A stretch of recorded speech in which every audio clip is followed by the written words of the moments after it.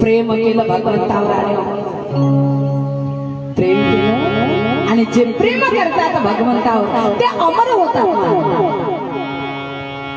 म्हणून प्रेम नुसतं लिहूच नका प्रेम महाराज नुसतं वाचू नका प्रेम जगा महाराज अमर व्हायचं असेल तर आणि चला आज श्री रामचंद्र प्रभू वशिष्ठ ऋषींना म्हणायला लागला की तुम्ही तुमची श्रेष्ठता सोडून आज माझ्यावर प्रेम केलेला आहे तुम्ही धन्य आहात कोटी कोटी प्रणाम केले आणि विचारलं की म्हणे प्रभू माझ्याकरता काही काय म्हटलं काही काम आहे माझ्याकडे तुमचं काही आदेश आहे तुमचा तर वशिष्ठ ऋषींनी सांगितलं की म्हणे राघवेंद्र उद्याला तुमचा राज्याभिषेक होणार आणि म्हणून आज व्रताचं पालन तुम्हाला करायचं आहे भूमीवर खाली झोपायचं आहे एवढंच नाही तर आज फक्त फळाहार करायचा आहे आणि उद्या पहाटेला मात्र तुमचा राज्याभिषेक होईल वशिष्ठ ऋषी निघून गेले इकडे दशरथ राजाला सांगितलं की उद्याचा दिवस मात्र कारण ज्या क्षणाला राघवेंद्र राजसिंहासनावर बसेल तो क्षण मंगलमय असेल आणि म्हणून तुम्ही जर इच्छा केलीच आहे तर वेळ करायचा नाही कारण शास्त्र सांगतं शुभस्य शुभ चांगलं काम हे कधीही लांबणीवर टाकू नये शास्त्र सांगतं आणि म्हणून ऐका तुम्हीही तुमच्या जीवनातील चांगले काम कधीच लांबणीवर टाकू नका नाहीतर ते पूर्ण होत नसतात संधी भेटेल ना भेटेल जसं तो नाही का रामराम पंढरपूरला जातो रामराम पंढरपूरला जातो म्हणे पण जातो करून वर गेला पण पंढरपूरला नाही गेला म्हणून क्षण आपल्या हातचे नाही जे सुंदर कार्य तुम्हाला करायचं आहे ते लवकर करायचं आहे वशिष्ठ ऋषींनी सांगितलं की उद्यालाच मात्र राघवेंद्राचा राज्याभिषेक होईल राजा आणि म्हणून एवढ्या नद्यांचं पाणी एवढ्या समुद्रांचं पाणी तुला आणायचं आहे एवढंच नाही तर एवढ्या ब्राह्मणांची पूजा करायची आहे हे साहित्य आणायचं आहे हे सगळं सांगितलं आणि अत्यंत आनंदित होऊन वशिष्ठ ऋषी महाराज निघून दशरथ राजा आज आनंदित संपूर्ण अयोध्यावासी आनंदित आणि त्यापुढे काय प्रसंग घडला एकदा थोडा आपण प्रेमाने सर्वजण भजन करूया आणि नंतर बघू जय रघुनंदन जय सिया जय रघुनंदन जय सिया जय रघुनंदन जय सिया जय रघुनंदन जय सिया जय रघुनंदन जय सिया जय रघुनंदन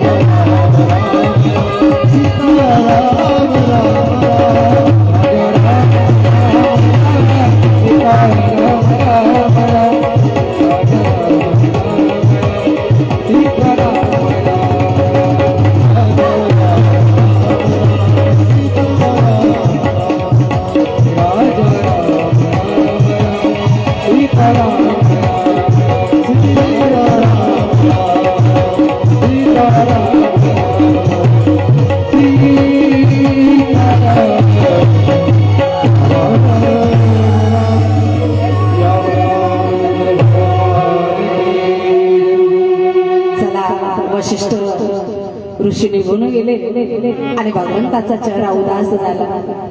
सीता आई साहेबांनी पाहिलं भगवंताच्या चेहऱ्याकडे. पत्नी ती महाराज की जी पतीचा चेहरा पाहून सर्व समजून जाते, नाही का? नाहीतर पती आहे दुःखात, पत्नी म्हणे चला ना पिक्चर पाहायला. ते म्हणते नाही आज थोडं मला बरं वाटत नाही, चला तुमचं नेहमीच आहे, चला बरं पिक्चर पाहायला, चांगला पिक्चर लागला. पत्नी ती की जे पतीचं मनोगत महाराज चेहरा पाहून ओळख ओळख ओळख ओळख सीता आई साहेबांनी ओळख की श्रीरामचंद्र प्रभू उदास झाले. विचार कर, ऐका महाराज, उदास कधी झाले की चक्रवर्ती सम्राट दशरथ राजा त्याचं राज्य भेटणार आहे श्रीरामचंद्र प्रभूला, तेव्हा उदास झाले. त्या ठिकाणी आपण जर असं असतो तर नाचलो असतो नाही, साधं सदस्य झालो तर नाचतो नाही, तर राजा झाला नव्हता. म्हणून तर महाराज देव आणि आपला तर खूप फरक आहे, नाही? तर का उदास, कारण काय उदास आहे ना तेच. त्यावेळेला भगवंताने सांगितलं, म्हणे ऐक सीता, आमच्या पवित्र या रघुवंश कुळामध्ये ही एक अघटित घटना जी घडून आली हे बरोबर नाही. तुला माहिती आहे की माझी चारही भावंड जे आहे हे आम्ही सोबत जन्माला आलो, मोठं सोबतच झालो, खेळलो देखील सोबतच. एवढंच नाही तर यज्ञोपवीत देखील सोबतच झाले. एवढंच नाही सीता, तुला माहिती आहे की विवाह देखील सोबत झाले. परंतु आज एक अघटित घटना घडलेली आहे की या अयोध्येच्या राजगादीवर माझे 3 भाऊ मात्र बसणार नाही, मी एकटा बसणार आहे. आणि हे मात्र रघुवंशाकरता चांगलं नाही. आणि ऐका, त्याच वेळेला भगवंताने मनोमन ठरवून टाकलं की या राजगादीवर माझा भरत बसायला हवा. आणि ऐका, हा मोठा भाऊ आहे, हा काय आहे मोठा भाऊ, यातून शिकायचं आहे मोठ्या दादांनी. रामायण कशासाठी शिकायचं आहे की आज पिता आणि पुत्र यांच्यातले संबंध बिघडलेले आहेत, पती पत्नीतील संबंध बिघडलेले आहेत, भावा भावातील संबंध बिघडलेले आहेत. थोड्या थोड्या महाराज हातभर जमिनीसाठी भाऊ भाऊ कोर्टात चाललेले आहेत. थोड्याच्या इस्टेटीसाठी महाराज आयुष्यभर कोर्टात चालले भाऊ भाऊ. एकामेकाचा चेहरा देखील मरेपर्यंत पाहत नाही.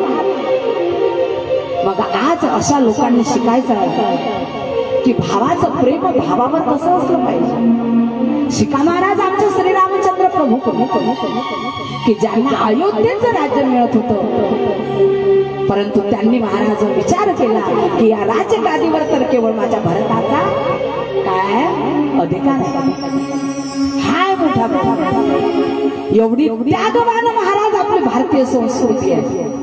हे आपला हिंदुस्थान आहे, हे आमच्या हिंदुस्थानाचे महाराज संस्कार आहे. मग हिंदुस्थानामध्ये भारतामध्ये राहून जर भाऊ भावाला महाराज मारायला लागला, खून करायला लागला, इस्टेटी करतात, तर विचार करा की या भारतामध्ये राहण्याच्या लायकीचे आपण आहोत. शिकायचं आहे. पहिले संस्कृतीमध्ये आपल्या हे होतं की मोठा भाऊ याने कधीच स्वतःचा विचार केला नाही. आपल्या लहान भावाला कसं आपण जास्त देऊ हा विचार केला. हे शिकायचं आहे आणि आचरणात आणायचं. त्याच वेळेला भगवंताची इच्छा मनोमन प्रगट केली की माझा भरत जो आहे हा राजगादीवर बसेल. आणि चला आता महाराज रात्र चाललेली आहे. अयोध्येमध्ये महाराज जिकडे तिकडे उत्सव सुरू आहे. आणि एवढ्यामध्ये हा उत्सव देव लोकांना आवडायला लागला नाही. देव लोकांना हा उत्सव महाराज का आवडत नव्हता? कारण देव लोकांवर संकट आलं होतं. संकट कोणतं? की भगवंत राम बनणार आहे. आणि म्हणून आपलं भगवंत राजा बनणार आहे हे संकट आलं. आणि म्हणून सर्व देव लोक आता शारदा मातेकडे गेलेले आहे. आणि शारदा मातेला प्रणाम केला. आणि प्रणाम करून शारदा मातेला महाराज विनम्र करायला मोशारदे मोशारदे मोशारदे मोशारदे मोशारदे मोशारदे मोशारदे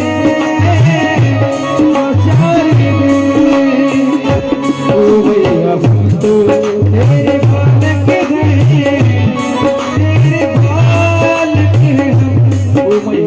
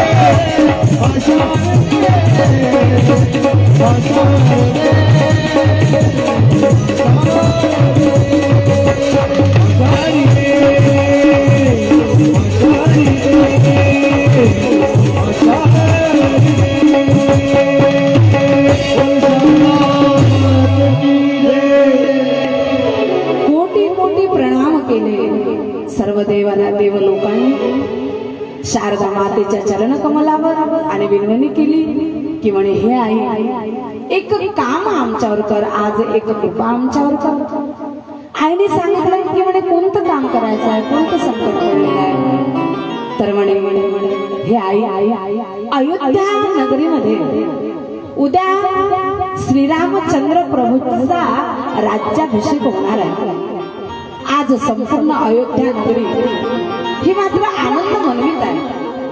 दीपांच्या माला लावलेल्या आहेत, गुडिया तोरणे पटाका सजविण्यात येत आहे.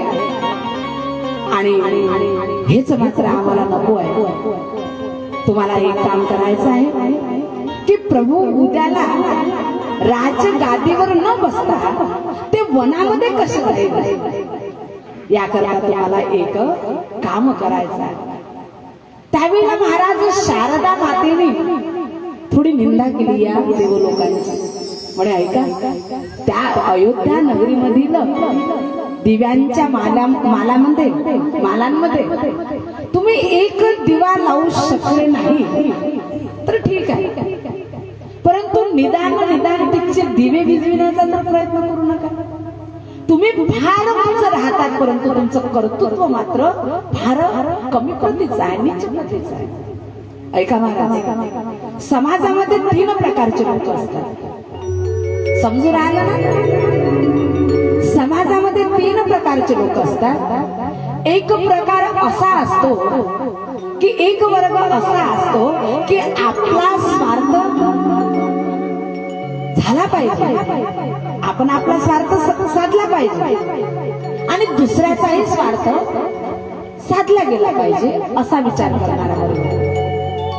दुसरा वर्ग हा आहे की आपला स्वार्थ साधला पाहिजे, दुसऱ्याचा स्वार्थ साधायला नको, त्याचं चांगलं व्हायला नको.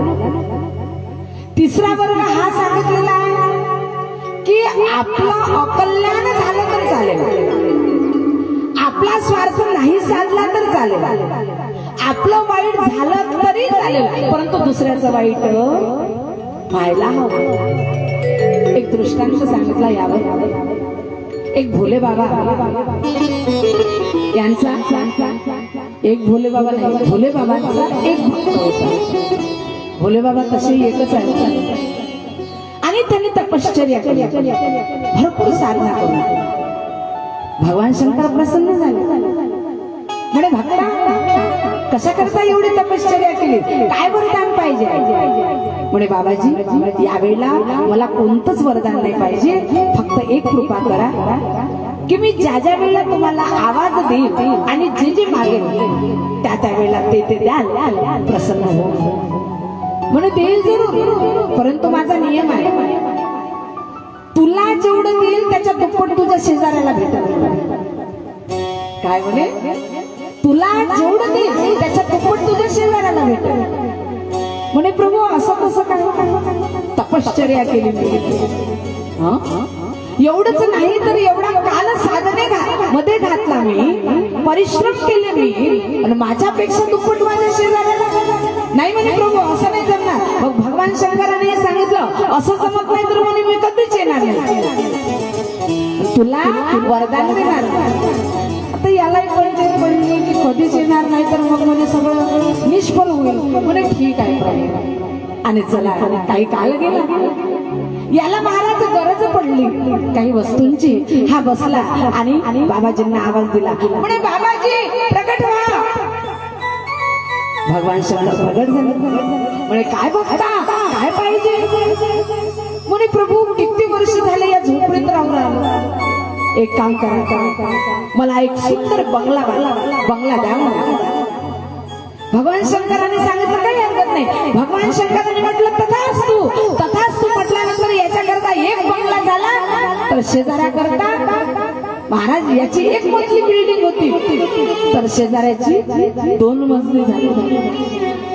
याला काही पाहणं होय नाही. म्हणे तपश्चर्या केली मी, प्रयास केले मी, याला म्हणे 2 मजली बिल्डिंग झालं. महाराज काही काल गेला, परत महाराज बसला, आवाज दिला. म्हणे बाबाजी प्रगट व्हा. बाबाजी प्रगट झाले. म्हणे काय बघता, काय पाहिजे? म्हणे प्रभू बंगला तर झाला बिल्डिंग तर झाली पण ती नाही म्हणे. ती असल्याशिवाय मजा थोडी म्हणजे पत्नी पाहिजे होती याला. बरोबर म्हणे तथास्तु म्हटल्यानंतर याला एक पत्नी तर शेजाऱ्याला दोन आणि पोर्च मध्ये बंगळवर बसून आहे महाराज हा. आणि दोघी सेवा करून राहिल्या आणि हा आपल्या पोर्च मधून बघायला लागला म्हणे असं माझ्या भरोशावर मजा करून राहिला म्हणे तू. थांब नाही झालं महाराज पाहण्याचं. झाला काही दिवस गेले परत बसला आवाज दिला म्हणे बाबाजी प्रगट झाले भगवान म्हणे काय बघता काय पाहिजे म्हणे एक डोळा जाऊ द्या.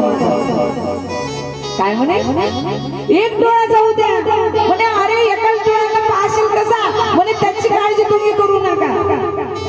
भगवान शंकर म्हणे तथास्तु म्हटल्याबरोबर याचा एक डोळा गेला तर शेजारच्याची दोनही गेले महाराज. दोनही डोळ्यांना दिसत नव्हतं. तेव्हा याला एवढी मजा वाटायला लागली म्हणे हा माझ्या भरोशावर मजा करून आला होता. दोघी सेवा करायला बिल्डिंग मध्ये राहू राहिला म्हणे हा आता कसं परत काही दिवस गेले परत पाहायला आवाज दिला म्हणे बाबाजी प्रगट व्हा. बाबाजी प्रगट झाले म्हणे काय बघता काय पाहिजे म्हणे माझी एक टांग जाऊ द्या. अरे पण एक टांग गेली तर चालशील कसा म्हणे ते काही नाही एक टांग जाऊ द्या म्हणे. तथास्तु याची एक टांग गेली शेजारच्या दोनही टांगा गेल्या. चालता येत नव्हतं आणि तेव्हा याला आनंद झाला. म्हणजे जो महाराज आपलं वाईट झालं तर चालेल परंतु दुसऱ्याचं वाईट झालंच पाहिजे असा समाजामध्ये एक वर्ग असतो. आणि म्हणून इथे शारदा माता म्हणायला लागल्या की म्हणे हे देवा तुम्हाला त्या अयोध्येच्या राजनगरीमध्ये नाही दिवा लावता आला तर चालेल परंतु निदान तेथील दिवे विझविण्याचं तर काम करू नका. लगा सके तो आग लगाओ आग लगाना मत भला किसी का कर न सको तुम, बुरा किसी का मत करना. पुष्प नहीं बन सकते तो तुम काटे बन मत रहना. काटे बन मत रहना. भला किसी का कर न सके तो बुरा किसी का मत करना.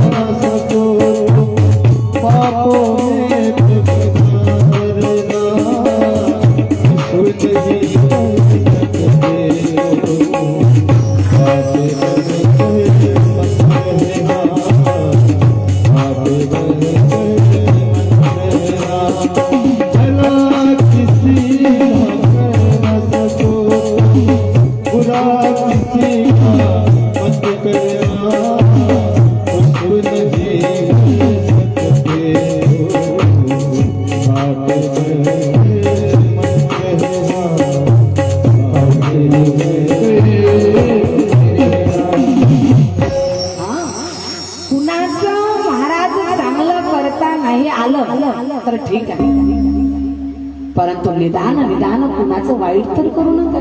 इथे शारदा देवी म्हणत आहे. कारण महाराज इकडे अयोध्यावासी जे आहे यांचे स्वप्न चाललेले आहे. हे स्वप्न पाहता रात्रीला उद्या आमचा राजा राम बनेल, उद्या ते राजगादीवर बसेल. स्वप्न पाहता महाराज, कितीतरी संकल्प चाललेले आहे. परंतु ऐका, यांचे स्वप्न मोडण्याकरता आता आमच्या शारदा देवी निघणार आहे. ऐका महाराज, या अयोध्यावासियांचं कसं झालं, कमळाच्या फुलामध्ये भ्रमर अडक कशात अडकतो, कमळाच्या फुलामध्ये. कमळाचं फुलं सायंकाळला मिटल्या जातात, म्हणून ते कमळाचं फुल त्या भ्रमराला सांगतो की पहा आता संध्याकाळ होईल आणि मी मिटल्या जाईल, आणि मी मिटल्यानंतर तुला इथून उडून जाता येणार आहे. म्हणून तू एक काम कर, आताच उडून जा जर तुला तुझा जीव वाचवायचा असेल. परंतु भ्रमर एवढा आसक्त असते महाराज की त्या कमळाच्या फुलाने सांगितल्यानंतरही तो उडून जात नाही. कारण आसक्त कमळाच्या फुलाच्या ठिकाणी तो हा विचार करते की म्हणे उद्या सूर्योदय होईल, कमळाची पाकळी फुलेल आणि मी उडून जाईल. नाही, रात्रभर महाराज चिंतन त्या कमळाच्या फुलामध्ये तो बसून करतो. परंतु तेवढ्यातच सूर्योदय आता होणार, त्याआधी हत्ती येत होती आणि हत्ती महाराज पाणी पिण्याकरता येत. हत्तीचे काही गुण महाराज फार विशेष आहे. हत्ती रस्त्याने ज्या वेळेला चालतात ना दीपक भाऊ, त्यावेळेला रस्त्यावरची धूळ जी आहे ती आपल्या अंगावर टाकत जाते. एक रहीम नावाची कवी होऊन गेले गुजरातमध्ये, फार सुंदर होते, अधिकारवान होते. आणि म्हणून काही लोक त्या रहीम जिकडे आले आणि विचारायला लागले, म्हणे महात्मा, आम्ही बऱ्याच कालापासून हा शोध करू राहिलो, याचं चिंतन करू राहिलो की हत्ती चालता चालता आपल्या अंगावर धूळ का देते, परंतु आतापर्यंत मात्र त्याचं उत्तर आम्हाला सापडलेलं नाही. तुम्ही महान कवी आहे, सर्वांचं मनोगत जाणणारे आहे, तर आम्हाला सांगाल की हत्ती आपल्या मस्तकावर का धूळ घेतात. त्यावेळेला महाराज त्यांनी एवढं सुंदर उत्तर दिलं, म्हणे तुम्हाला सांगू का, हत्ती धूळ घेऊन सोंडीनी आपल्या अंगावर का टाकतो, त्याचं कारण एक आहे की तो या पृथ्वी तलावर हे शोधतो की असं पृथ्वीचं कोणतं कण होतं, अशी कोणती धूळ की जी धूळ अहिल्यावर उडाली आणि तिचा उद्धार झाला. अशी कोणती ती पावन धूळ होती, तिचा शोध करत तो चालतो आणि म्हणून आपल्या अंगावर तो धूळ चिंतन सुरू आहे अयोध्यावासियांचं.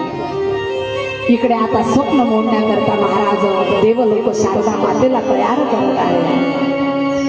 आणि शेवटी शारदा मातेला सांगितलं की श्रीरामचंद्र प्रभू वनात जाऊ की राजमहालामध्ये जाऊ, त्यांना त्यामध्ये काही दुःख नाही आहे. आणि हे परोपकार करण्याकरता तुम्हाला हे काम करायचं आहे. त्यावेळेला आई तयार झाल्या आणि चला आता अयोध्या नगरीमध्ये आल्या. अयोध्या नगरीमध्ये आल्यानंतर जशाही महाराज यायला लागल्या त्यावेळेला कौसल्या माता म्हणतात की शारंग पाण्याची पूजा करत होत्या. आपोआप महाराज त्यावेळेला अपशकुन व्हायला लागले, त्यांच्या हातातील भांडे महाराज आपोआप पडायला लागले. म्हणून ऐका महिला मंडळी लक्ष द्या इकडे, आपल्या हातातील भांडे जास्त वेळ कधी पडू नये. महिला मंडळाला सवय असते, ते भांडे लावत जाते, ते पडत जाते, भांडे लावत जाते आणि पडत जाते. भांडे रॅकमध्ये लावताना काय म्हणतात त्याला, मला तर काही माहिती नाही, ते हळू लावायचे, त्याचा आवाज जास्त व्हायला नको आणि भांडे जास्त पडायला नको, कारण हे अपशकुन असते. आईच्या हाताने भांडे पडायला लागले, आईने एकदम जाणलं की हा तर अपशकुन आहे, उद्या तर माझ्या राज्याभिषेक होणार आहे आणि असा अपशकुन एवढंच नाही तर अयोध्या नगरीमध्ये जिकडे तिकडे अपशकुन सर्वांना व्हायला लागला आणि चला शारदा माता विचार करायला लागल्या की कुणाची बुद्धी बिघडू जे अयोध्येमध्ये जन्माला आले त्यांची तर बुद्धी मी बिघडवू शकत नाही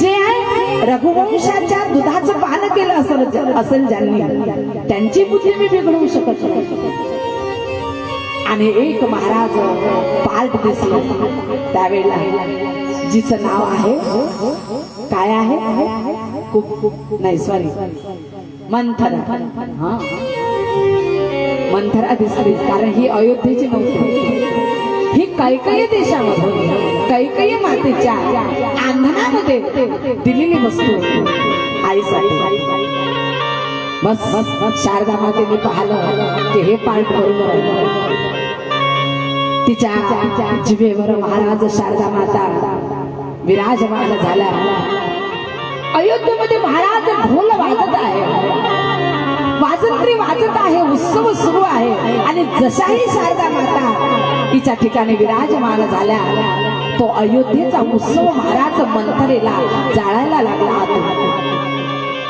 सर्वांना विचारत निघाली काय आहे कुणाचा वाढदिवस आहे का काय उत्सव आहे आपल्या अयोध्या नगरीमध्ये तर बाकीच्या दाशा सांगायला लागल्या म्हणे मंथरा तू तर पागल आहे ग अगं उद्या आपला राम राजा होणार आहे आणि तुला जर जाणून घ्यायचं असेल तर जा काही आपलं कौशल्य मातेकडे आम्हाला जसे मोत्याचे हार भेटले ना तसे तुला देखील भेटेल आणि हे ऐकल्याबरोबर मथुरा महाराज अत्यंत तपलेली आहे क्रोधाने निघाले महाराज कैकेयी मातेच्या महिलेकडे आपल्या महालाकडे रोज खालच्या पायरीपासून महाराज आवाज देत येणारी मंथरा आज महाराज अत्यंत स्तब्धपणाने कैकेयी मातेच्या महालामध्ये आले कैकेयी मातेला वंदन केलं आणि एका जागेवर जाऊन स्तब्ध उभी राहिली कैकेयी माता आश्चर्यचकित झाली म्हणे रोज बोलत राहणारी बोलत न थकणारी ही मंथरा आज चुपचाप का कैकेयी मातेने विचारलं मंथरा अगं काय झालं तू चुपचाप का तू तर राजमहालामधून येत आहे माझा राम तर कुशल आहे ना प्रश्न पहिला काय केला माझा राम तर कुशल आहे ना असं म्हटल्याबरोबर एक धक्का महाराज या मंथरेच्या हृदयाला बसला होता कारण ही तर वाईट करण्याकरता त्यावेळेला मंथरा म्हणायला लागली की म्हणे कैकेयी तुला एक सांगू आज रामाच्या कुशलतेशिवाय दुसऱ्याची कोणाचीच कुशलता या अयोध्या नगरीमध्ये देई वरदान भूपासन राखे देई वरदान भूपासन राखे देई वरदान भूपासन राखे मागवू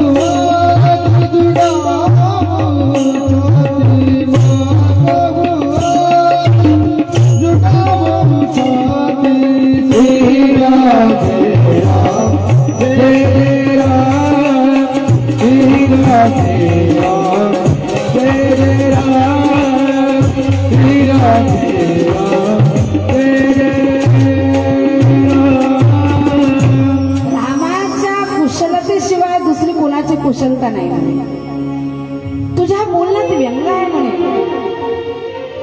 काय म्हणे मंथरा तुझ्या बोलण्यामध्ये व्यंग आहे काय झालं मला सांग म्हणे ऐक महाराणी तू विचारते आहेस ना तर जरा सावधान हो ना ऐक उद्या राम जो आहे ना हा राजा बनणार आहे राम राजा बनणार आहे असं म्हटल्याबरोबर महाराज कैकेयी माता तर थैते नाचायलाच लागले कारण कैकेयी मातेचं असीम प्रेम श्रीरामचंद्र प्रभूवर होतं म्हणे ऐक मंथरा केवढी सुंदर बातमी तू दिली मला अगं या बातमीच्या माध्यमामधून आज तू जे मागशील ना ते मी तुला दे, एवढंच नाही तर मी माझा प्राण देऊन टाकेल म्हणे तुला. तुला एवढी सुंदर बातमी सांगितली. परत दुसरा धक्का लागला मंथरेला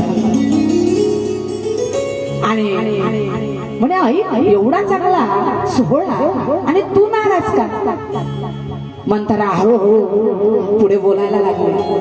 म्हणे श्रीराम राजा होणार आहे तर त्याचा आनंद मला आहे, परंतु षडयंत्र केलेलं आहे कौशल्या आणि सुमित्रा हिनी. कारण राजा तुझ्यावर जास्त प्रेम करते ना, ते त्यांना पाहावलं जात नाही. म्हणे रामाचा राज्याभिषेक आणि त्यात षडयंत्र कसलं? म्हणे षडयंत्र असं केलेलं आहे की आता तुझ्यावर जास्त प्रेम करणारा आहे ना राजा, तर तुला उद्या दासी बनवायचं आहे. ज्यावेळेला राम राजा बनेल ना त्यावेळेला तुला दासी म्हणून राहावं लागेल, भरताला दास म्हणून राहावं लागेल. म्हणे असं शक्यच नाही. म्हणे सांग सांग ही बातमी मी तुला आता सांगितली. काय राजाने तुला बातमी सांगितली? म्हणे नाही सांगितली, परंतु ते सकाळी गेले त्याच्यानंतर ठरलं असेल ते येतील मला सांगायला. म्हणे आजच ठरलं नाही, खोटी बोलायला लागले महाराज मंथरा. हे तर 14 दिवसापासून सुरू आहे म्हणे अयोध्या नगरीमध्ये आणि उद्या 15वा दिवस निघणार आहे. हे षडयंत्र आहे कौशल्या आणि सुमित्राचं. आणि तुझा राजा जो आहे ना ते वरून तर गोड बोलतात परंतु अंतःकरणाने अतिशय काळे आहे. असं जेव्हा म्हटलं त्यावेळेला महाराज क्रोधित झाला कैकेयी माता आणि एकदम महाराज चापट मारली मंथरेला की माझ्या सौभाग्याविषयी जर तू पुढे काही आणखीन 2 शब्द बोलली तर तुझी जीभ खेचून मंथरा खाली पडली, रडायला लागली. शेवटी कैकेयी मातेला दया आली. म्हणजे काही आहे ना ही दासी आहे, हिला समजत नाही काय बोलावं काय नाही. परत कैकेयी माता समजावायला लागला की मंथरा तू का अशी करत आहे? मंथरा म्हणायला लागली की आता मी पुढे काय बोलू? आताच तर तू असं म्हटलं की माझी जीभ खेचून घे. मला काय राम राजा बनेल आणि भरत राजा बनेल, मला काय मिळणार आहे? परंतु जे षडयंत्र रचला गेलेला आहे तुला दासी बनविण्याकरता आणि भरताला दास बनण्याकरता, त्याच्यामुळे मी काळजी करत होते. त्यावेळेला आता हळूहळू हामी व्हायला लागली कैकेयी मातेवर मंथरा. कैकेयी माता म्हणायला लागल्या की असं आहे का मंथरा? आम्ही रघुकुल वंशी, आम्ही कधी कोणाचं वाईट केलं नाही, परंतु कोणी जर असं वाईट करत असेल मंथरा तर भगवंत त्याला कधी माफ करणार नाही. आता तूच सांग मी काय करू? त्यावेळेला आता गुरु बनविलं महाराज कैकेयी मातेने मंथरेला की तू सांगशील तसं मी करेन. इथूनच अयोध्येचं आता वाईट होणार महाराज, कारण गुरु योग्य पाहिजे. म्हणे मंथरा म्हणे मी सकाळीच ज्योतिषाकडे गेले होते आणि ज्योतिषांनी सांगितलं की कैकेयी जर तुझ्या मनाप्रमाणे करेल तर कैकेयीचं सगळं चांगलं होईल. मग मी काय करायचं म्हणे मंथरा? म्हणे काय करायचं तेही मलाच विचारशील? अगं तुला 2 वरदान, तुझे 2 वरदान दशरथ राजाकडे आहे, ते आज मागायचे. म्हणे काय वरदान मागू? त्यावेळेला म्हणतात कोप भवन सोनी सुखे 2 वरदान मागायचे आहे. म्हणे कोणते वरदान मागायचे? एक भरताला राजगादी आणि दुसरं श्रीरामाला 14 वर्षाचा वनवास. आणि आता एक काम कर, तू कोप भवनामध्ये जा. राजा येईल तर मी कोप भवनामध्ये पाठवीन. तिथे तुम्ही जाऊन पृथ्वी तलावर पडून राहायचं, फाटके वस्त्र घालायचे, बांगड्या काढून टाकायचं, कुंकू मिटवून टाकायचं. हो सर्व सांगितलं. आणि महाराज त्यावेळेला कैकेयी माता कोप भवनामध्ये निघून गेला. इकडे दशरथ राजा आला आणि कैकेयीला विचारायला लागला की आपलं मंथराला विचारायला लागला की कैकेयी कुठे गेली? तर आता म्हणतात चल कोप भवन.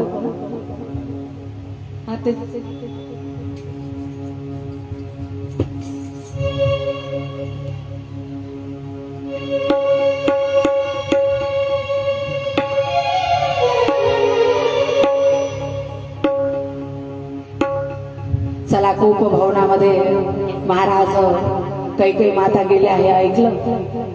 राजाचं हृदय थरारलं आणि त्याच वेळेला आता ऐका, एक पाऊल महाराज दशरथ मागे झाला. श्री संत तुलसीदासजी महाराजांना हे आवडलं नाही की अरे राणी कोप भवनामध्ये गेलं तर एवढा मोठा अखिल भूमंडळ, आपला अखिल भूमंडळाचा राजा दशरथ हा तिथेच थांबून गेला. आणि शेवटी महाराज कोप भवनामध्ये दशरथ राजा गेला. पाहिलं महाराज कैकेयी मातेची स्थिती, तर त्याचं हृदय आणखीन थरारून गेलं. विचारलं की कैकेयी बघा, आज तर मंगल दिवस आहे, आज तर राजा राम बनणार आहे आणि तू कोप भवनामध्ये का? तर महाराज नाना प्रकारे कैकेयी माता बोलायला लागल्या की तुमचं तर प्रेम त्या कौशल्या आणि सुमित्रावर आहे. आजपर्यंत मात्र तुम्ही मला अंधकारामध्ये ठेवलं, नुसतं माझ्यावर प्रेम करण्याचं नाटक केलं. हो, इथे महाराज दशरथ राजा थोडे कामी बनले, जे तुलसीदासजी महाराजांना आवडलं नाही. म्हणतात की कैकेयी अगं तू म्हणशील ते करायला मी तयार आहे, परंतु तू कोप भवनामधून चल माझ्या सोबतच, तुला काय पाहिजे ते माग. आणि त्यावेळेला महाराज दोन वरदान कैकेयी मातेने मागितले. पहिलं वरदान भरता करता राजगादी, असं म्हटल्याबरोबर दशरथ राजा आनंदित झाले. म्हणजे बस एवढीशी गोष्ट, अगर राम न बसता भरत बसेल चांगली गोष्ट आहे. परंतु दुसरं वरदान मागितलं की रामाकरता 14 वर्षाचा वनवास, असं म्हटल्याबरोबर महाराज धारातीर्थी पडला. दशरथ राजा आकांत करायला की हे विधात्या, हे माझ्या नशिबामध्ये तू काय लिहिलं. भरपूर कैकेयीला समजविलं. कैकेयी ज्यावेळेला समजत नाही आहे त्यावेळेला राजाची स्थिती, महाराज आता फार व्याकुल झाले. आकांत चालला महाराज या कोप भवनामध्ये. दशरथ राजाचा रात्र निघून गेली, पहाट झाली. अयोध्यावासी महाराज अत्यंत आनंदित होऊन राजमहालाच्या दारावर आले. आणि अशा वेळेला रोज सकाळी उठणारे आमचे राजे दशरथ, प्रातः काल मध्ये उठणारे आमचे दशरथ राजा आज का उठले नाही विचार करायला लागला. चला. रघुपति बसई गाई जाके, रघुपति बसई गाई जाके, नरपति सकल रहे जाके, नरपति सकल रहे जाके, श्री राम श्री राम जय राम, श्री राम श्री राम जय राम, आणि अशा वेळेला महाराज सर्व राज्यातील, सर्व नगरीतील प्रजा विचार करायला लागले की ते सकाळी उठतात, आज का उठले नाही. तर परस्परांशी संवाद करायला लागले की म्हणे राजा थकले असेल, कालचा उत्सव म्हणजे आज उत्सव आहे तर भरपूर त्यांनी रात्रभर काम केले. आणि एवढ्यामध्ये सुमंतजी आले. फार सुंदर व्यक्ती महाराज, श्रीराम प्रेमी, आणि यांच्यावर एवढं प्रेम अयोध्यावासियांचं होतं जेवढं प्रेम दशरथ राजांवर होतं तेवढं प्रेम सुमंतजीवर करायची. सगळ्यांनी सांगितलं की जाऊन पहा राजे का उठले नाही. सुमंतजी महाराज कैकेयी मातेच्या महालामध्ये आले. मंत्र्याने सांगितलं की कोपभवनामध्ये राजा आणि राणी आहे. हे ऐकल्याबरोबर आज सुमंतजी देखील यांचं हृदय हिलावून गेलं. आणि महाराज ज्या वेळेला कोपभवनामध्ये आले, प्रसंग पाहला की दशरथ राजा, जे महाराज चक्रवर्ती सम्राट राजा आहे, त्याचा मुकुट एकीकडे पडलेला आहे, ते धारातीर्थी पडलेले आहे, केस अस्ताव्यस्त झालेले आहे. हे पाहून एकदम पायाखालची जमीन महाराज एकदम चालली जाव अशी स्थिती झाली. बेशुद्धवत दशरथ राजाचं, महाराज राजाची स्थिती आहे. सुमंतजीने आवाज दिला, अन्नदाता जय हो, तुमचा सेवक सुमंत इथे आलेला आहे. सुमंताचा आवाज ऐकला कसे तरी दशरथ राजा होते, हात धरला सुमंतजीचा आणि बसलो. आणि एवढंच बोलू शकले की सुमंतजी आज अयोध्येचं भाग्य फुटलं. डोळ्यामधून अश्रूच्या धारा व्हायला लागल्या आणि राम राम दशरथ राजा म्हणायला लागला. काही बोलू शकले नाही दशरथ राजा. तर कैकेयी मातेला सुमंतजी विचारायला लागले की म्हणे आई साहेब, राणी साहेब, काय झालं? हे बोलू का शकत नाही? त्यावेळेला कैकेयी म्हणायला लागले की रात्रभर राम राम करत राहिले, काही बोलू शकले नाही. असं करा की रामालाच इथे घेऊन या. समजून गेले महाराज. सुमंत घाईघाईने निघाले, राजमहालाच्या दारावर आले. प्रजा विचारायला लागली की राजा आले नाही, काय झालं? सुमंतची म्हणायला लागले मला थोडा वेळ द्या. आणि अत्यंत घाईघाईने श्री रामचंद्र प्रभूच्या राजमहालामध्ये सुमंत आले. आज श्री रामचंद्र प्रभू आणि सीता माता यांनी सर्व नौकरांना सुट्टी दिली होती, कारण राज्याभिषेकाचा दिवस होता. सर्वांनी आनंद मानला. म्हणून सेवकाचं काम नौकराचं काम आज दोघही करण्याकरता आले. दारावर थाप मारल्याची आवाज आली. दोघांनी दार उघडले.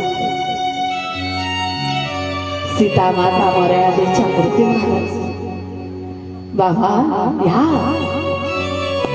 चरण कमलावर नतमस्तक झाल्या. तर सुमंतजीच्या डोळ्यामधून अश्रूच्या धारा व्हायला लागल्या की हे सीता, तू मर्यादेची मूर्ती आहे, धन्य आहेस. श्री रामचंद्र प्रभूने देखील नमन केलं. विचारलं की बाबा काय झालं? म्हणे प्रभू जास्त वेळ नाही, चला तुमचे पिता तुम्हाला बोलले. अत्यंत वेगाने घाईघाई प्रभू त्याच वस्त्रात निघाले. राजमहालाच्या दारावर आले. प्रजा पाहायला लागले की काय झालं. ढोल जे वाजत होते त्याचा आवाज हळूहळू कमी व्हायला लागला. दिवे विझायला लागले. श्री रामचंद्र प्रभू कैकेयी मातेच्या महालामध्ये आले आणि आपल्या वडिलांची स्थिती ज्यावेळेला पाहिली, एकदम महाराज हृदय हिलावून गेलं श्रीरामचंद्र प्रभूचं. कारण त्यांनी जीवनामध्ये आतापर्यंत कधीच दुःख पाहिलं नाही. एकदम वडिलाजवळ गेले, उठून बसले. विचारलं बाबा काय झालं, अशी स्थिती तुमची का झाली? तर महाराज श्रीरामाच्या मांडीवर मस्तक ठेवून दशरथ राजा रडायला.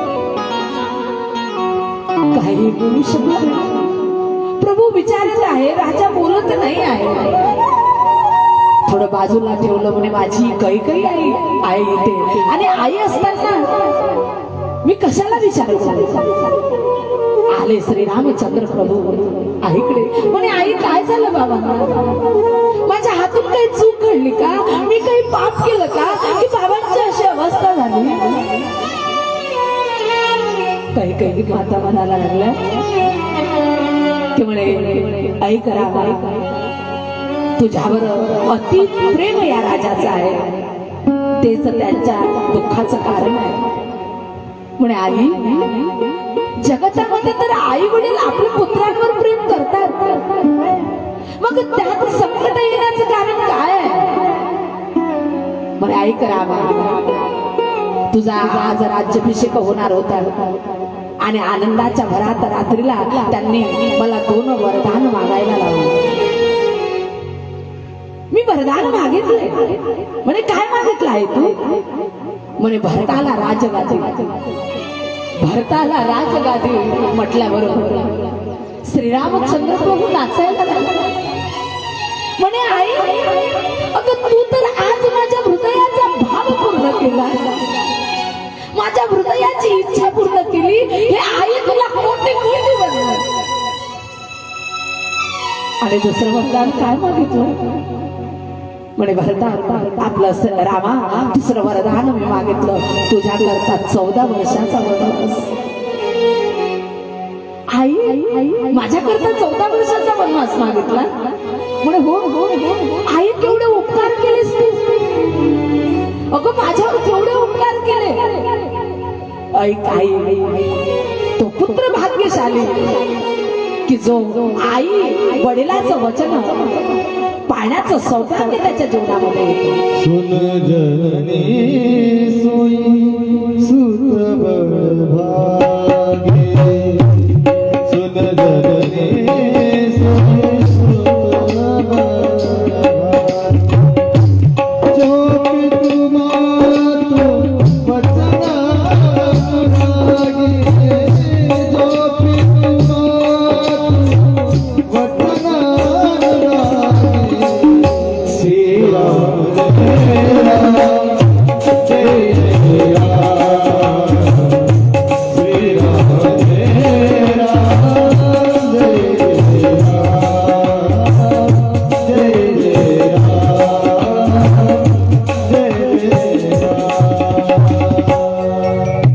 आज महाराज कैकई मातेला जननी म्हटलेला आहे. जननी तिला म्हटलं जाते की जी आपल्या उदरातून ज्या पुत्राला जन्म देते त्या पुत्राची ती जननी असते. कौसल्या माता भगवंताची जननी होती. परंतु आज राम राज्या करता महाराज कैकई मातेने भगवंताला दुसरा जन्म दिला होता वनवास देऊन, म्हणून जननी हा शब्द भगवंताने इथे उच्चारला. म्हणे आई तो पुत्र भाग्यवान की जो आई वडिलांच्या आज्ञेचं पालन करू शकतो. तेवढं मोठं साम्राज्य तू मला दिलं की ज्यामध्ये माझं केवढं कल्याण आहे. पहिलं कल्याण पहिला फायदा माझा त्यामध्ये हे आहे की मी तारुण्य अवस्थेमध्ये वनामध्ये जाईल आणि तप करेल. पहिला फायदा. दुसरा फायदा की मला अनेक संतांची भेट होईल की जे भेट होणं फार कठीण असतं. तिसरा फायदा की तुझ्या आणि वडिलांची पिता आज्ञा जी आहे ही मी मानून जाणार आहे. हा तिसरा फायदा आहे ज्यामध्ये अनेक आणि संतांची मी सेवा करेन तर माझं कल्याण होईल. हा चौथा फायदा माझा आहे. एवढाच फायदा असून जर मी वनात गेलो नाही तर माझा जन्म निरर्थक होईल. मूर्खामध्ये माझी गिनती केल्या जाईल आई, म्हणून मी वनामध्ये जाईल. आणि एवढ्याशा गोष्टीसाठी हे जे आहे माझे वडील एवढे विमल झाले एवढ्याशा गोष्टीसाठी. म्हणे हो राम.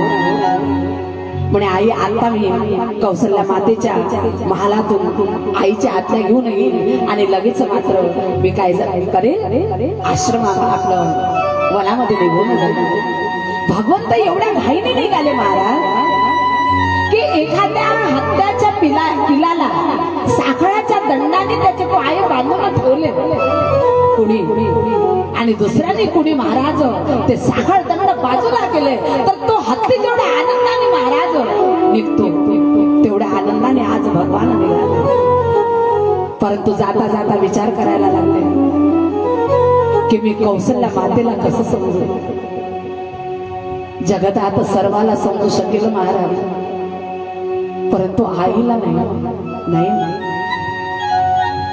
कौसल्या माताच्या महालात भगवंत आले तर आईचा आनंद गगनात माविनासा झाला होता. कधी भगवान शंकराची पूजा करीत होत्या तर कधी शारंग पाणीची. भगवंतांच्या करता अनेक अलंकार महाराज संचयित करून काय म्हटलेले आहे ताटात महाराज ठेवलेले होते. भगवंता करता अनेक वस्त्र आईने महाराज इथे सुशोभित करून ठेवले होते, नाचत होते.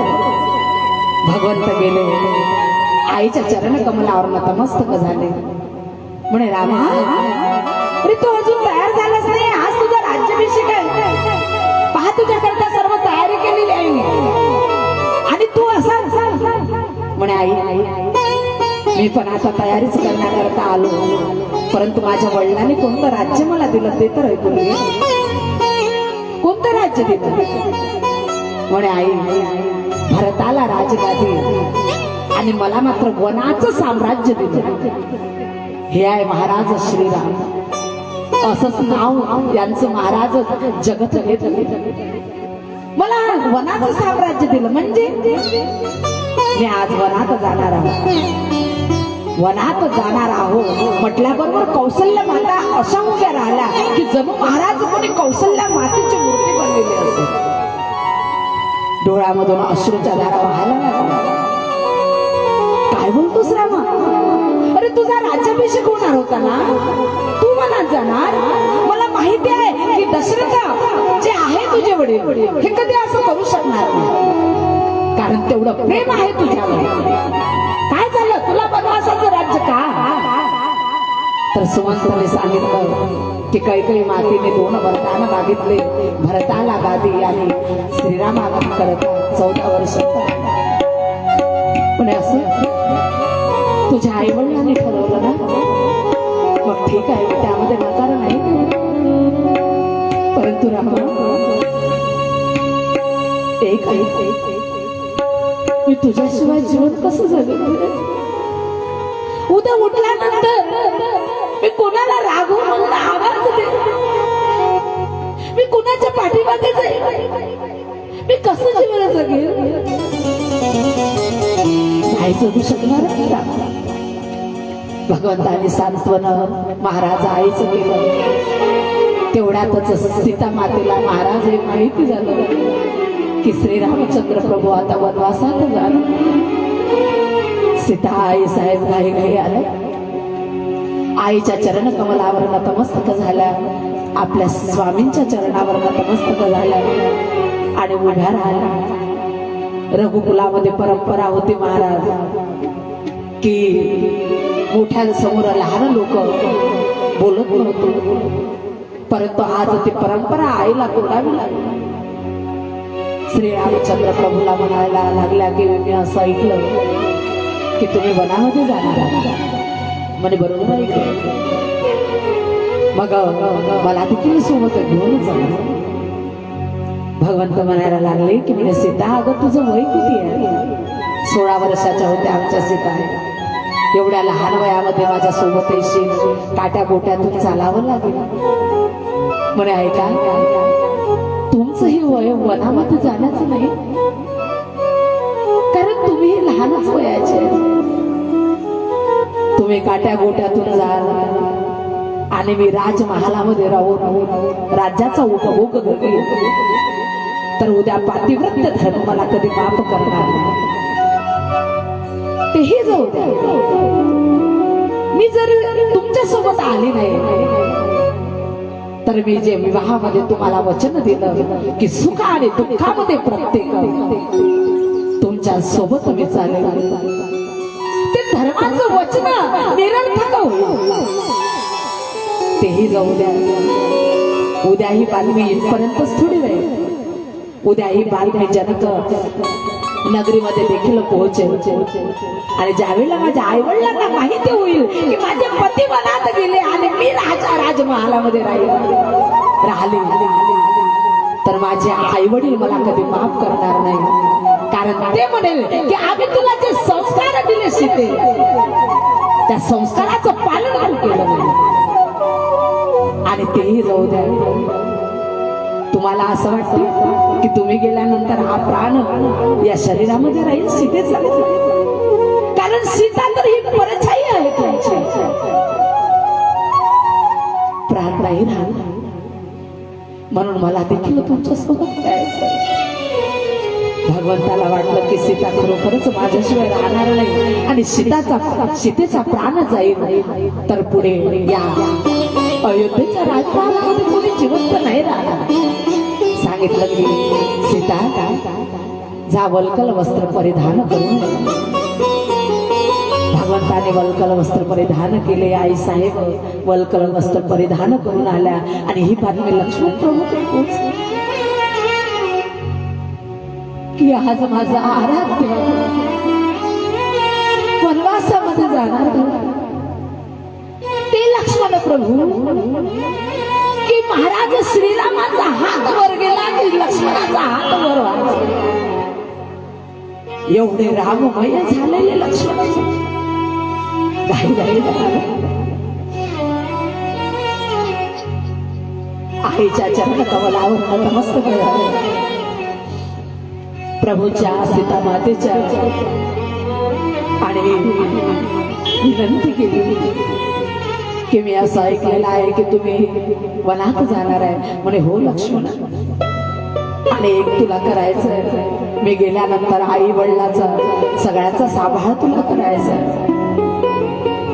असं म्हटल्याबरोबर, आणि तुला इथे राहायचं आहे असं म्हटल्याबरोबर महाराज थरथर थरथर कापायला लागले. लक्ष्मण प्रभू पण प्रभू तुम्हाला असं वाटलं की तुम्ही गेल्यानंतर मी जिवंत राहील? तुमची आज्ञा आहे तर ठीक आहे, शरीर पर्यंत मी पोहोचवायला तुम्हाला येईल, परंतु शरयू पार करून ज्यावेळेला तुम्हाला जाईल तर त्याच शरयू मध्ये मी माझा प्राण त्याग होतो.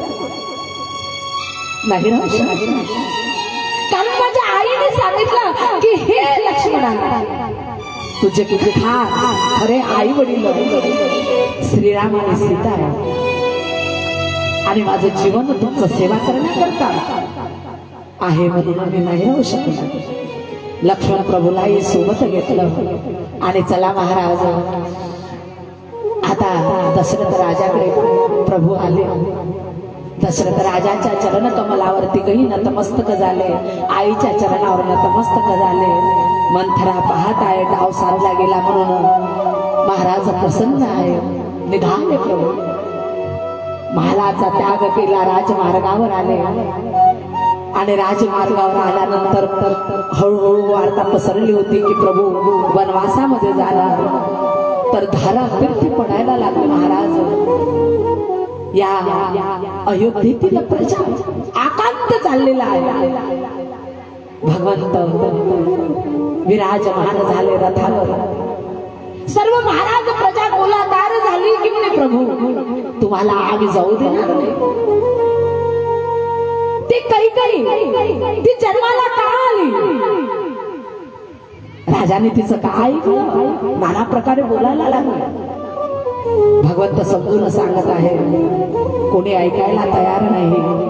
भरपूर वेळ निघून गेला, रथ पुढे चालला आणि प्रजा म्हणायला लागला मत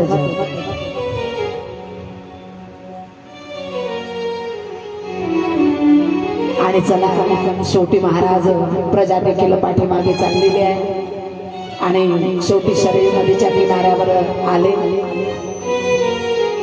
रात्र झाली, सर्व थकलेले आहे. प्रजा रडून रडून दिवसभर सर्व झोपले आणि शरयूच्या आपलं शरयू पार करून तमसा नदीच्या किनाऱ्यावर आले. प्रजा देखील सोबत आहे. भगवंत ही झोपले. आज मण्याच्या प्रकाशामध्ये राजमहाला उच्च अशा गादीवर झोपायचे भगवंत, परंतु आज रेतीत दगडाला उशी करून आई साहेबांनी भगवंत झोपले. हे लक्ष्मणाने पाहिलं आणि महाराज सुमंतकीच्या त्या मांडीवर मस्तक ठेवून रडायला लागला की म्हणे सुमंतजी, माझ्या आराध्याची अशी स्थिती पाहणं नाही होत. रडायला लागले जोर जोराला. प्रभूची निद्रा महाराज नष्ट झाले. रडण्याचा आवाज आला. सीता आई साहेब भगवंत आले. अश्रू पुसले लक्ष्मण प्रभूचे आणि सुमंतजीला सांगितलं की आता लवकर इथून आपण निघून जाऊया. यांना झोपून ठेवला देवाशियांना आणि रात्रीच महाराज भगवंत निघून गेले. तमसा नदीचा त्याग करून आणि पुढे रात्रभर चालले. पहाट झाली. ब्रेक पाहिजे आहे का? कारण आता केवटाचा प्रसंग आपल्याला 15 ते 20 मिनिटांमध्ये पाहायचा. 10 मिनिटाचा ब्रेक तुम्हाला.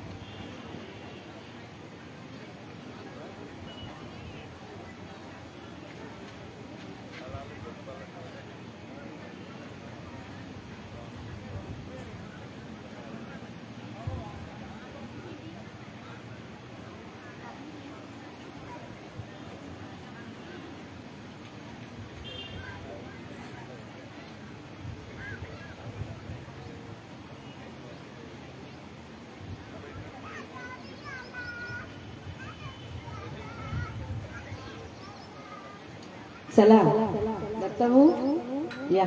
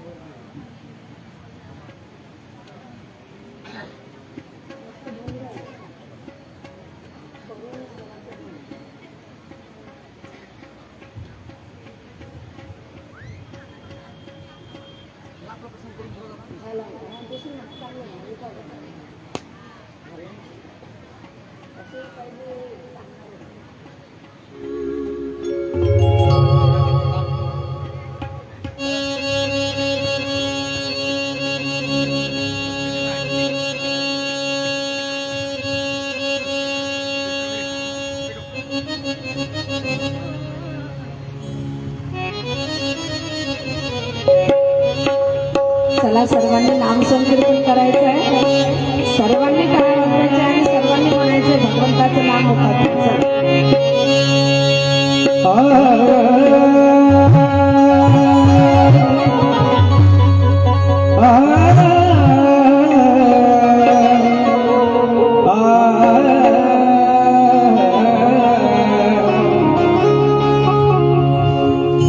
राधा राधा राधा राधा राधा राधा प्यारी राधा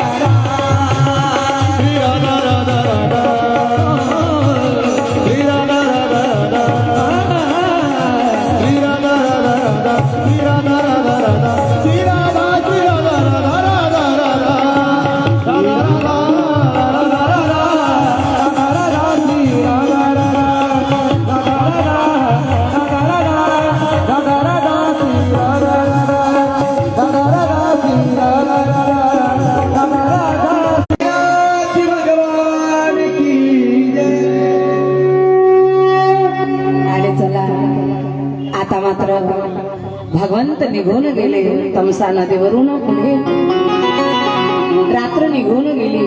भगवंत शृंगवीर इथे पोहोचले आणि इकडे महाराज पहाट झाली.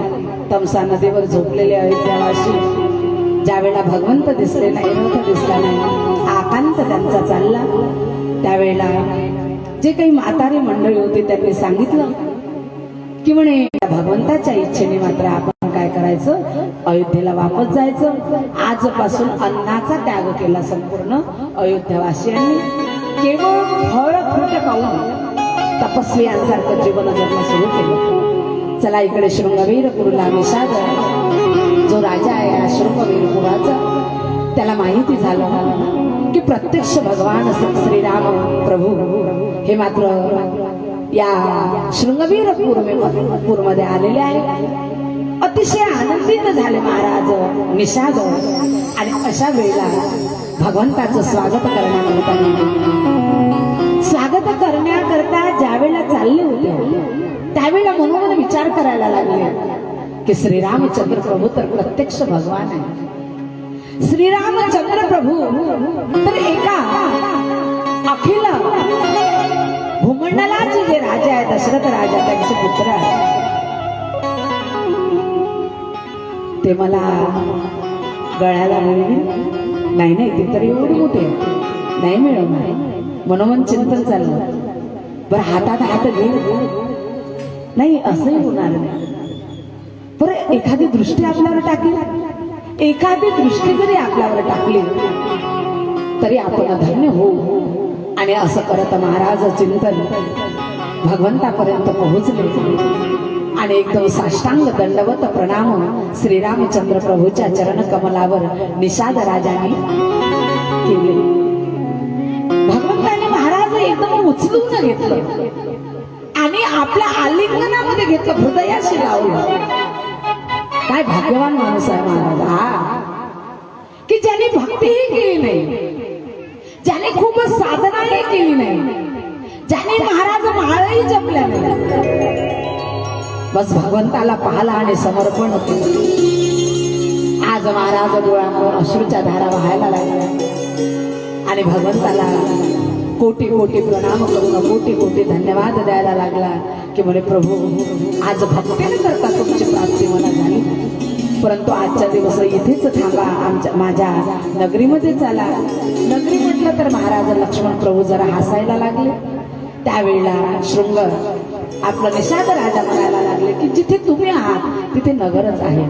म्हणे प्रभू मी उद्धारून गेलो आणि माझ्या नगरातील जी प्रजा आहे त्यांचा उद्धार झाला नाही.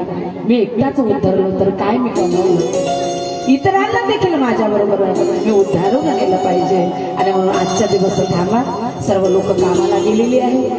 ऐका आज निषाद राजाचा स्वीकार करून राम राज्याचं उद्घाटन झालं. महाराज जे भिल्ल वनात राहायचे, लाकडं तोडून नाव चालवून कशी तरी आपली उपजीविका करायची, जगायची, ज्यांना महाराज आजपर्यंत समाजाने स्वीकारलं नव्हतं, तिरस्कृत ठेवलं होतं, त्या भिल्लांचा आज स्वीकार करून रामराज्याचं उद्घाटन भगवंताने केलं. आणि चला रात्र झाली आणि महाराज शृंगवीरपूरचे सगळे महाराज प्रजा आलेली आहे. सर्व दमंडी देण्यात आली की भगवंत इथे थांबलेले आहे, सर्वांनी दर्शनाला यायचं आहे. सर्व नगरीतील प्रजा दर्शनाला आली आणि गंगा नदी उद्या भगवंत पार करून जाणार आहे हे सगळ्यांना माहिती झालं.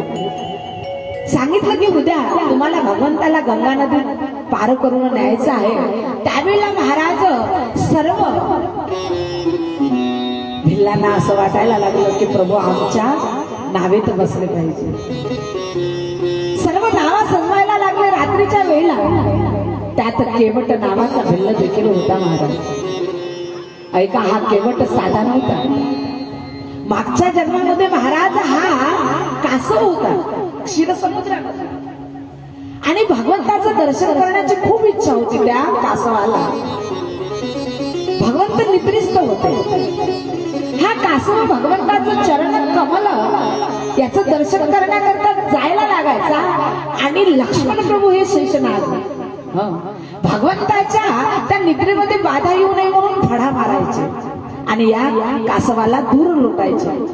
असं करता करता कितीतरी काल निघून गेला आणि हा कासव भगवंताच्या चरण कमलाचं दर्शन करण्याच्या इच्छेने मेला आणि तूच पुढे महाराज या जीवनामध्ये केवट बनला या जन्मामध्ये.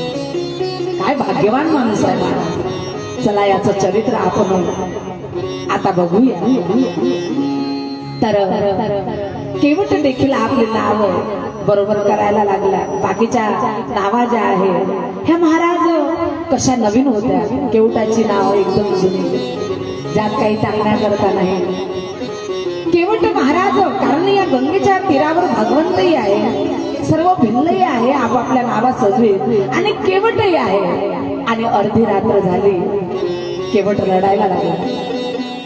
आपल्या पत्नीला म्हणायला लागला की का ग, सर्वांच्या नावा मोठमोठ्या आहे, नवीन आहे, माझे नाव जुनी आहे, प्रभू यात बसते.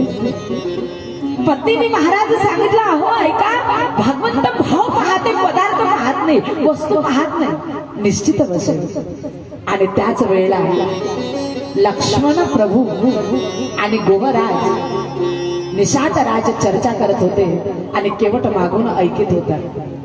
लक्ष्मण प्रभू बोलत होते की जो काया वाचा मनाने श्रीरामचंद्र प्रभूच्या चरणावर समर्पित झालेला असेल तोच श्रेष्ठ परमार्थ आहे. आणि ऐका गोराजा, श्रीराम साधे नाही आहे, साक्षात परब्रह्म आहे. हे दोन वाक्य या माणसाने ऐकले आणि ठरवून टाकलं मनामध्ये की मला माझा परमार्थ सिद्ध करून काय करायचंय, माझं जीवन सफल करायचंय, भगवंताचे चरण प्रक्षालन करून माझं जीवन धन्य बनवायचं आहे. ठरवून टाकलं महाराज या माणसाने.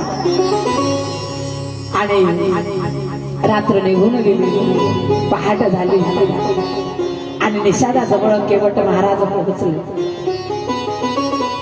म्हणे राजन नमस्कार. म्हणे नमस्कार. म्हणे एक विनंती आहे तुमच्या जवळ. म्हणे काय, काही वरदान मागायचं आहे जे तुम्ही एकदा मला दिलं होतं. म्हणे काय मागायचं आहे. आज श्रीरामचंद्र प्रभू आले. म्हणे निषादा आपलं केवळ आज तू जे मागशील ते देणार नाही. म्हणे बघ एक विनंती करा, दवंडी करा शृंगवेरपूर मध्ये की आज दिवसभर गंगेच्या किनाऱ्यावर केवटाच्या नावीशिवाय दुसरं कोणतीही नाव येणार नाही. तुम्ही जे वरदान मला एक दिवस दिलं होतं, ज्यावेळेला तुम्ही लाकूड तोडून आले, तुम्हाला तहान लागली होती, मी पाणी पाजलं आणि तुम्ही मला म्हटलं होतं की तुला जीवनामध्ये कधीही काही कोणतं वरदान लागलं तर मला मागशील. तर आज मला वरदान पाहिजे की माझी एकटी नाव त्या गंगेच्या किनाऱ्यावर असली पाहिजे. स्तब्ध झाले गोराजा. दवंडी देण्यात आली की केवळ केवटाचे नाव गंगेवर आहे. चला पहाट निघाली. संपूर्ण भिल्ल समाज महाराज आहे तयार आणि आता भगवंत गंगेच्या किनाऱ्यावर बसलेले आहे.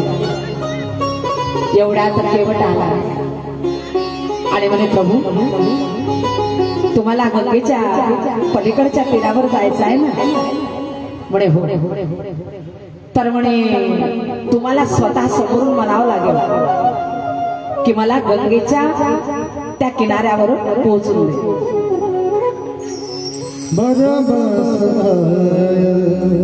सुमंत पटायो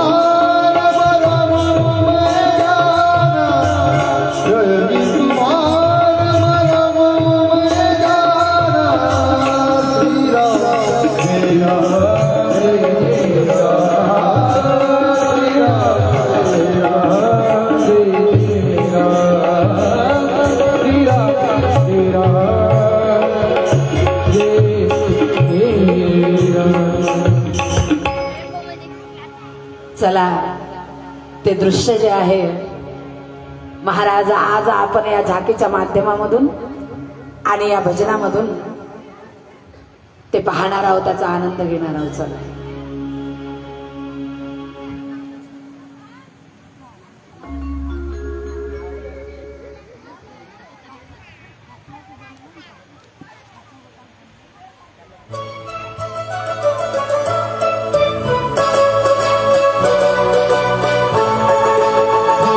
केवट भैया हे नैया के केवैया बिठा के हमें नैया लगा दो उस पार तुम, हम तीनों पे कर दो ये उपकार तुम.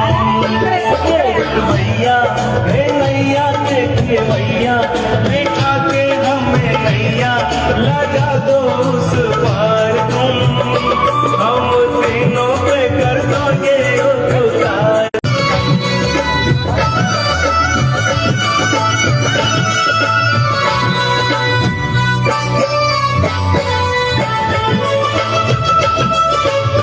राज तिलक के बदले में हमने, राज तिलक के बदले में हमने 14 बरस का बन पाया.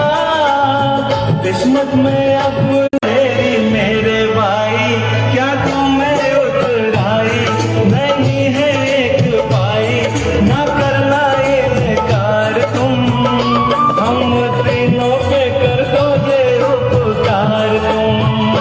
केवट भैया हे नैया के केवैया बिठा के हमें नैया लगा उस पार तुम, हम तीनों पे कर दो ये उपकार तुम.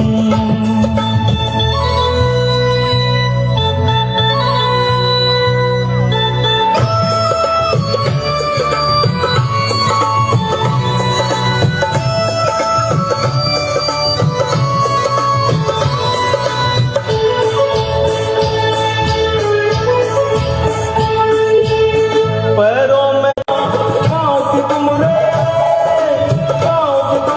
महिमा बारी छूके कर देना देगी दारी, हमार घर वारी करेगी तेरी खारी, करो ना इंतजार तुम, हमका मेहदी से नैया लगा दो उस पार तुम, हम तीनों पे कर दो ये उपकार तुम.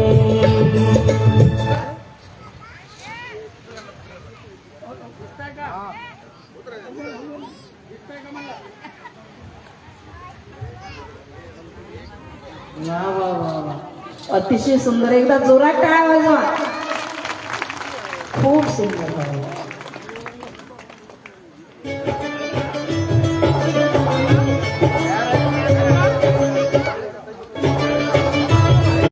कभी कभी भगवान को भी भक्तों से काम पड़े, कभी कभी भगवान को भक्तों से काम पड़े.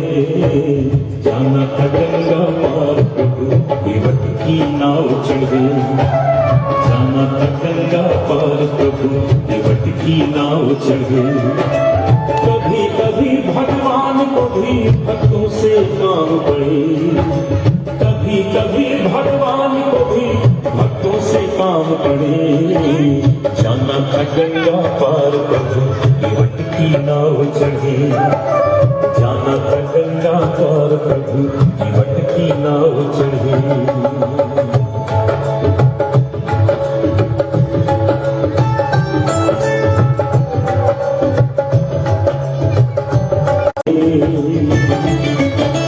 केवट मन ही मन हर्षाए, घर बैठे प्रभु दर्शन पाए. हाथ जोड़कर प्रभु के आगे केवट मगन खड़े, जाना था गंगा पार प्रभु केवट की नाव चढ़े, जाना था गंगा पार प्रभु केवट की नाव चढ़े. कभी कभी भगवान को भी भक्तों से काम पड़े, जाना था गंगा पार प्रभु केवट की नाव चढ़े, जाना था गंगा पार प्रभु केवट की नाव चढ़े।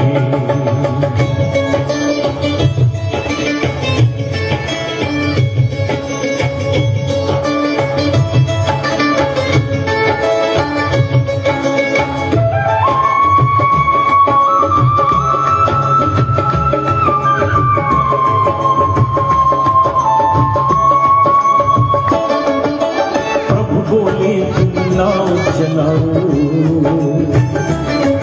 हर पार हमें केवट पहुंचाओ।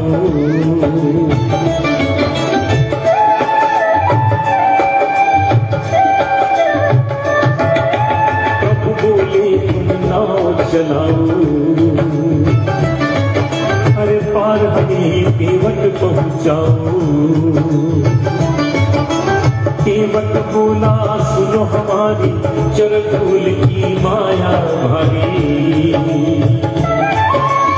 मैं गरीब नैया मेरी नारी ना कोई पड़े, जाना है गंगा पार केवट की नाव चढ़े। जाना है गंगा पार प्रभु केवट की नाव चढ़े। कभी कभी भगवान कभी भक्तों से काम पड़े, जाना था गंगा पार प्रभु केवट की नाव चढ़े। जाना था गंगा पार प्रभु केवट की नाव चढ़े।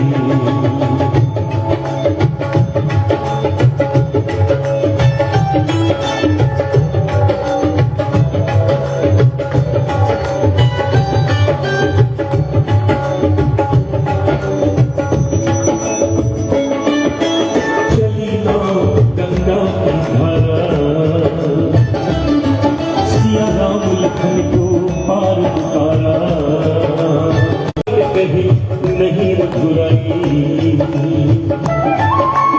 पार किया मैंने तुमको, अब तुम मुझे पार करे। जाना था गंगा पार प्रभु केवट की नाव चढ़े। जाना था गंगा पार प्रभु केवट की नाव चढ़े।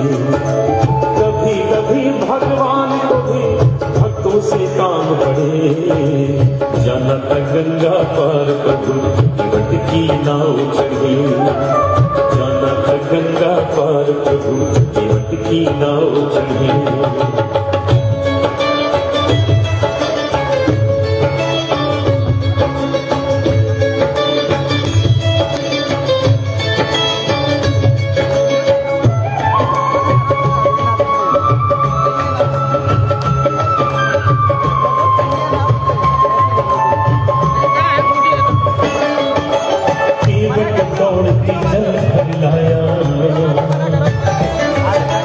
चरण तुम्हें चरणामृत पाया।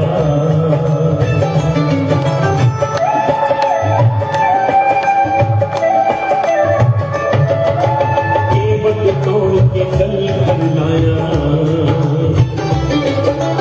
चरण तुम्हें चरणामृत पाया। वेद ग्रंथ जिनके यश गाए, केवट नाम चढ़ाए। बरसे फूल गगन से ऐसे भक्त के भाग बढ़े, जाना गंगा पार प्रभु केवट की नाव चढ़े। जाना गंगा पार प्रभु केवट की नाव चढ़े। कभी कभी भगवान कभी भक्तों से काम पड़े, कभी कभी भगवान कभी भक्तों से काम पड़े। जाना था गंगा पार प्रभु केवट की नाव चढ़े। जाना था गंगा पार प्रभु केवट की नाव चढ़े। जाना था गंगा पार प्रभु केवट की नाव चढ़े। जाना था गंगा पार प्रभु केवट की नाव चढ़े। जाना था गंगा पार प्रभु केवट की नाव चढ़े। वा वा वा, एकदा जोरात टाळ्या वाजवा आमच्या विकास भाऊ, जे महाराज मथुरेतील आमचे अतिशय प्रेमी मंडळी आहे. मथुरा भाऊ आणि मथुरा येथील विकास भाऊ आणि त्यांचा संच अतिशय उत्कृष्ट केवट याची झाकी ते त्यांनी प्रदर्शित केली आहे. एकदा जोरात टाळ्या वाजवा, जोरात, अजून जोरात.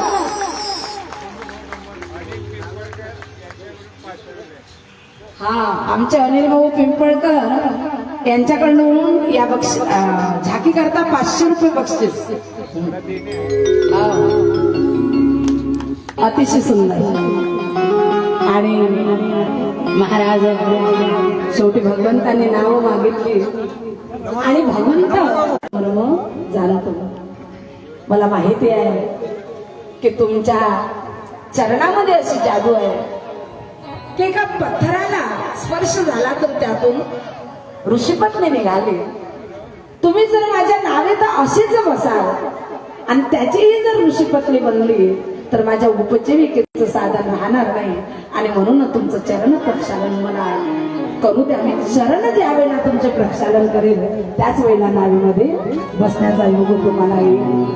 चरण प्रक्षालन करायला लागला. त्यावेळेला महाराज ब्रह्मा विष्णू महेश स्वर्गातून चक्कर मारायला लागले विमानामधून आणि स्तुती करायला लागले केवटाची की हे केवटा काय धन्य आहेस तू. जे काय म्हटलेलं आहे सौभाग्य आम्हाला मिळालं नाही, भगवंताच्या चरण प्रक्षालनाचं ते सौभाग्य तुला मिळालं. आणि आकाशामधून महाराज पुष्पवृष्टी करायला लागले केवटावर सर्व देव लोक. आणि त्याच्यानंतर भगवंताला महाराज सुंदर नावेमध्ये बसविलं. भगवंत लवकर जायला नको म्हणून 2-4 चक्रा त्या नावेतून मारायला लागले. त्यावेळेला भगवंत परेशान झाले. म्हणे केवट तू असा का करतो आहेस, अरे परेशानी होत आहे. त्यावेळेला केवटाने सांगितलं की म्हणे प्रभू तुम्हाला तर 2-4 चक्रा या नदीमध्ये आम्ही मारला तर तुम्ही परेशान झाले. आम्हाला 84 लक्ष योनीमध्ये लाखो वेळा करोडो वेळा तुम्ही चक्कर मारायला लावता तर आम्ही किती परेशान होत असेल, किती जन्म घ्यायला होता. आणि त्यानंतर महाराज गंगेच्या पलीकडच्या काठावर भगवंताला पोहोचून दिलं. आणि आता महाराज नाव बांधून ठेवून आता हा मनुष्य भगवंताच्या चरण कमलावर नतमस्तक झाला. आतापर्यंत नव्हता झाला, सर्व कार्य होऊन दिलं. डोळ्यामधून अश्रूच्या धारा वाहायला लागल्या.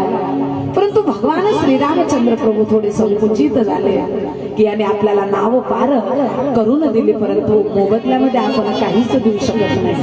सीता मातेने जाणलं आणि अत्यंत प्रिय असणारी आईला अंगठी जी आहे ती प्रभूकडे दिली आणि सांगितलं की म्हणे प्रभू तुम्ही ही अंगठी द्या. त्यावेळेला केवट रडायला लागला की मी कैकई सारखा मात्र निर्दयी नाही आहे, तुमचे अलंकार मात्र मी घेणार नाही. आणि आज प्रभू मला काय मिळालं, मुझे तुमने दाता बहुत कुछ दिया है, तेरा शुक्रिया है, तेरा शुक्रिया है. मुझे तुमने दाता बहुत कुछ दिया है, तेरा शुक्रिया है, तेरा शुक्रिया है, तेरा शुक्रिया है, तेरा शुक्रिया है. मुझे तुमने दाता बहुत कुछ दिया है,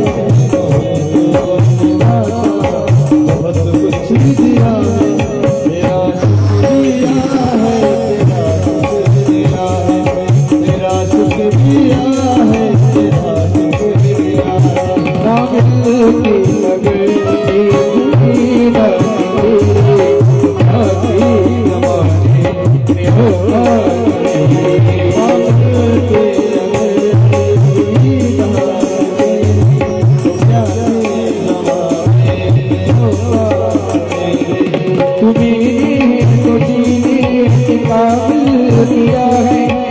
राम की तेरा शुक्रिया है, तेरा शुक्रिया है, तेरा शुक्रिया है, तेरा शुक्रिया है.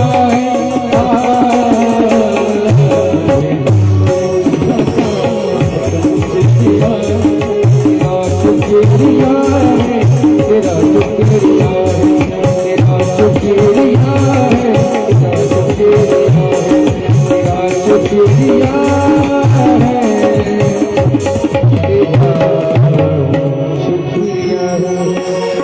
मला तुम्ही भरपूर दिलं प्रभू, तुम्हाला द्यायचंच असेल तर तुम्ही परत ज्या वेळेला अयोध्या नगरीला जाल तर परत एकदा भेटून जाल. इथपर्यंतचा हा केवटचा सुंदर प्रसंग जो आहे तो संपलेला आहे. झाकीचं सुंदर महाराज दर्शन करा आणि पूजन करा. खरोखर अतिशय उत्कृष्ट निषाद राजा, त्याचप्रमाणे केवट आणि श्री रामचंद्र प्रभू वगैरे सुंदर झाकी ते प्रदर्शित केलं. थोडं एकदा तोपर्यंत जय जयकार.